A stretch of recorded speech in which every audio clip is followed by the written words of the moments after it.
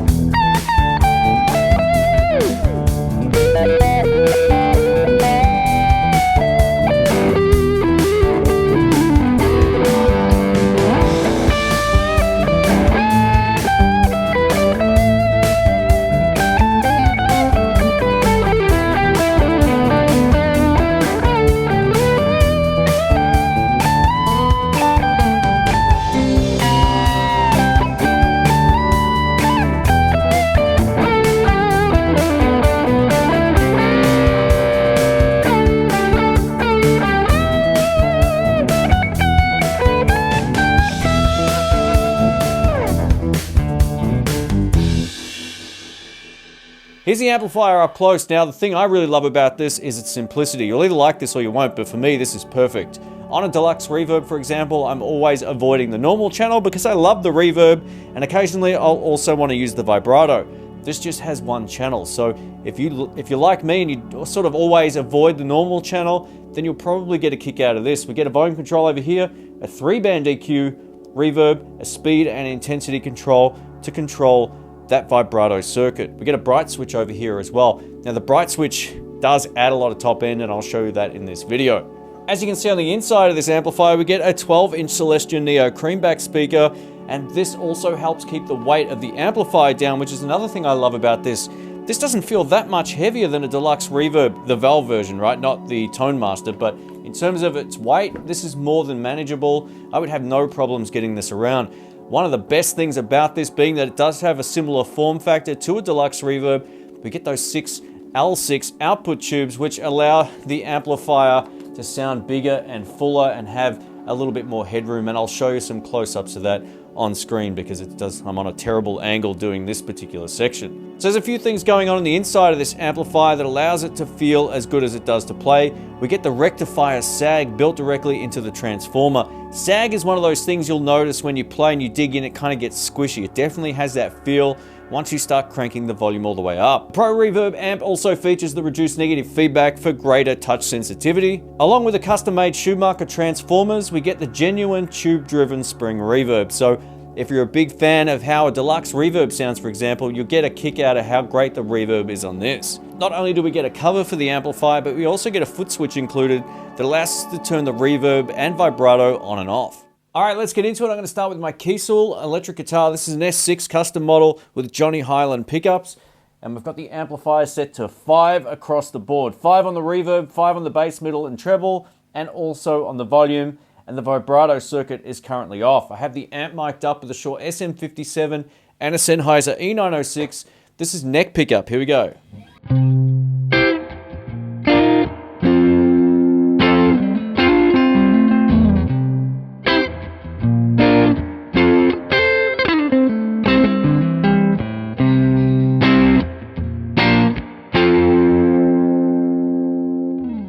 Now it's got a lot of sizzle and the bright switch isn't even on. I'm going to show you the bright switch in just a moment, but I love the sound of this. And once I start getting the amp to about 6.5, I can start to use my volume control. If I turn down, it's going to stay clean.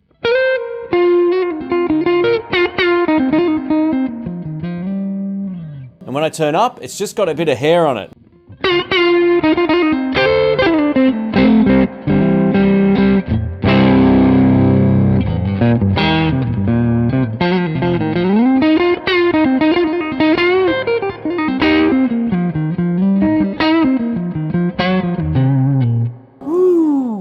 And now over to my Fender American Original 50s Telecaster on both pickups with everything set exactly the same as you just heard it before.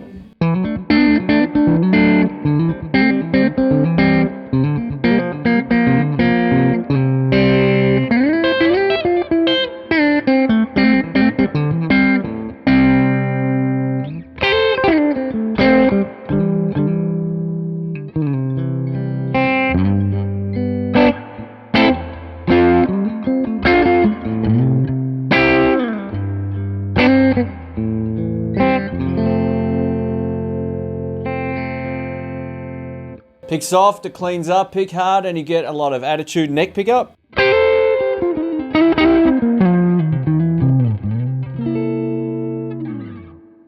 Beautiful. One of the great things about this amp is the vibrato circuit. You can turn it on and off thanks to the foot switch. I have the speed and intensity set to 6, and I think it sounds pretty nice. Let's take a listen.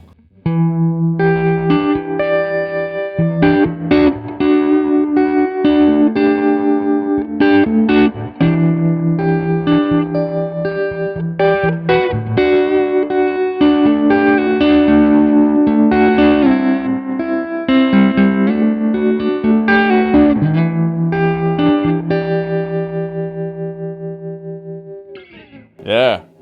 Again, you can just turn it off using the foot switch. Pretty cool. Up next, we're taking a look at the bright switch on the amp. It's currently set to the off position. One thing I've learned owning many Fender amps over the years is that the bright switch is your friend. If you're playing live with overdrive pedals, it just gives you a nice clarity to your sound. So we're going to test this out. This is the clean tone.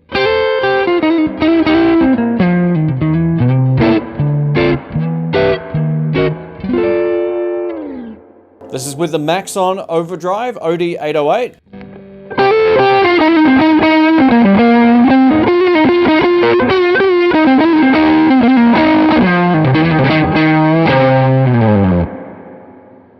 Woo! Bright switch on.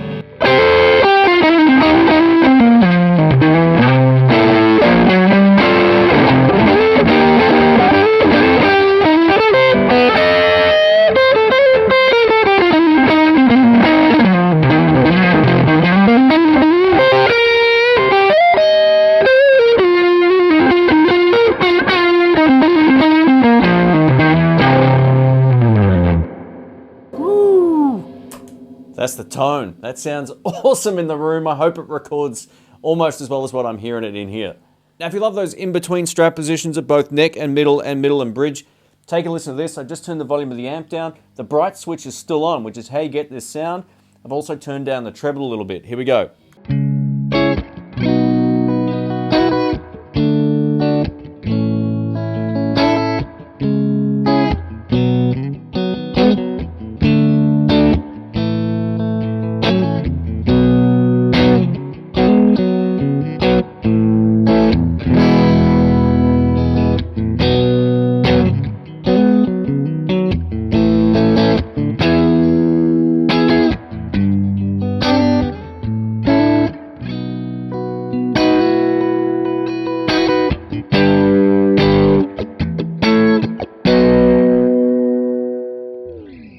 Beautiful.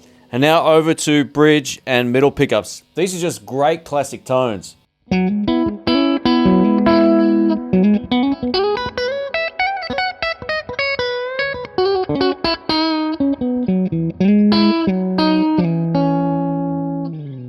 Now, I'm sure that may sound bright to some people, but in the mix, that's the sound. It's pretty cool. One of the great things about this amp is how musical it is with the volume all the way up, but there's a trick to most Fender amps, and that's you got to turn the bass and the mids down a little bit. I've got them both on 3, trebles up at 5.5, and the volume's all the way up with the bright switch on. I'm going to start with the volume control down. Let's take a listen.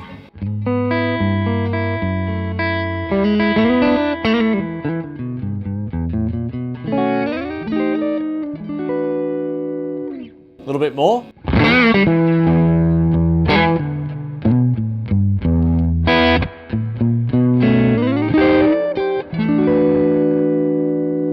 All the way up.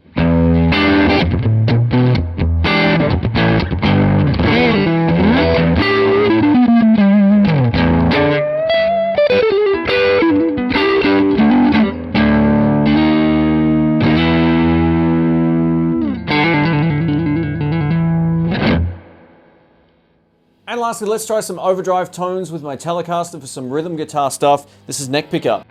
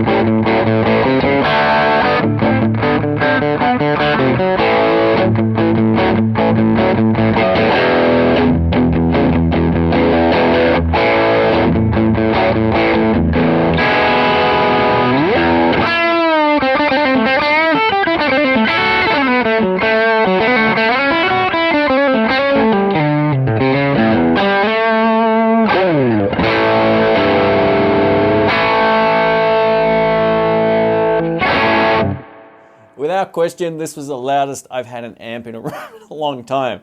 If you've never cranked up a 40 watt amp, do it. It's so much fun. It's dangerous, but it's so much fun. Man, thanks for watching, folks. A massive thanks again to Fender for the loan of this amplifier, and to give you my thoughts about it. If you want to find out more about this, links to Thomann and Sweetwater will be in the description below. So I'm a big fan of a twin and a deluxe reverb. I kind of lean more towards the deluxe reverb, but the Deluxe Reverb, for a lot of the stuff that I do when I play live, just doesn't have enough grunt sometimes, which is where this comes in.